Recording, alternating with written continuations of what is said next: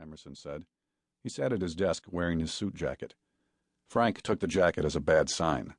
Emerson normally worked in shirt sleeves. He wore a jacket only when he was kissing up or kicking down. Frank guessed it wasn't going to be kissing up morning. His stomach was now searing.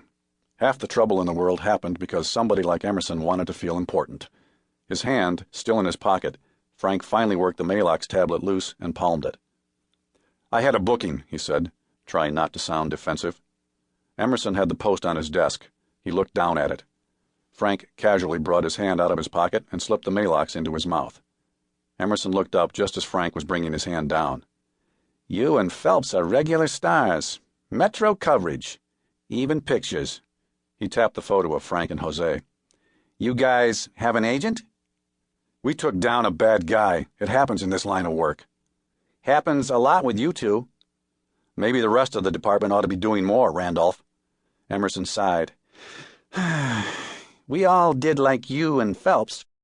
We wouldn't have any taxpayers left." "Taxpayers?" Frank's eyes narrowed. He leaned forward and with an index finger jabbed the body bag in the post photograph. Jimmy Foxworth? A taxpayer? In his whole life he never paid tax once. He was supposed to be doing life for raping and murdering a schoolteacher. He served 23 months. He goes up before the parole board, does a born-again song and dance. They buy it and turn him loose. He was out 2 days when he shot an old broad in a 7-Eleven. Frank drew a breath. "Courts, keep the Jimmies in jail where they belong. We won't have to work so hard on the street." Emerson wasn't listening. "And then there's the Johnny Sam lawsuit. ACLU's all over our asses." "Johnny Sam killed 2 cops, Randolph." "Manhandling suspects is against regulation, whether they're jaywalking or killing cops. And Frank, I don't know how to tell you this, but we need evidence to convict. We had the son of a bitch. 2 eyewitnesses. One just got the wrong end of a hit and run, and the other's flown." Emerson tilted back in his chair and eyed Frank up and down. "You know what the talk is?"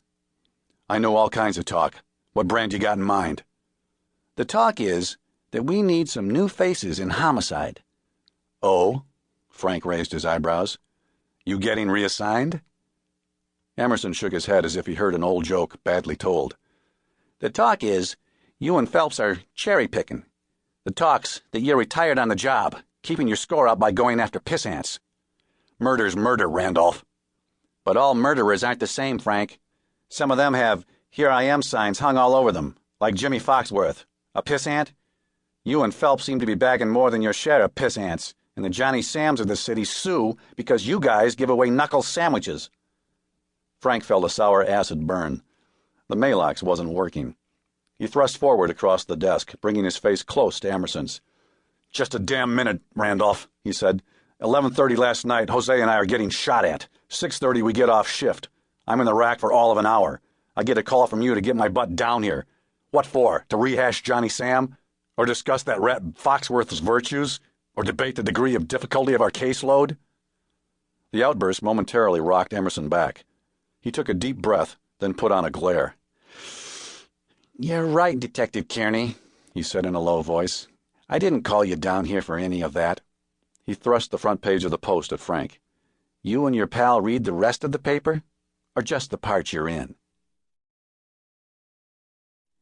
"We got what?" José stood in his living room. He wore a pair of baggy white boxer shorts that hung beneath a heavy gut. With the gut and the cross frown and the thick ridges of scar tissue over his eyes, he looked like a grizzly disturbed in hibernation. José had grown up in Washington, the oldest of 5 boys.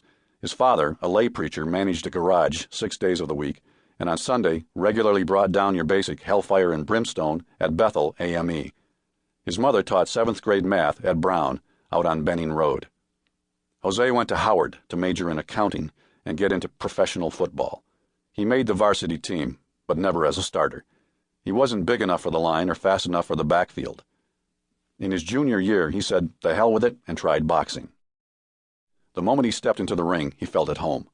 At 206 pounds, with a 38-inch reach and a rock-hard belly, he survived the early matches with more experienced fighters until he found his own style. José's fighting was straightforward enough. Take the offensive and never let up. Crowd, push, punch. If the opponent lands one or cuts you, never show you're hurt. Get back up on your toes.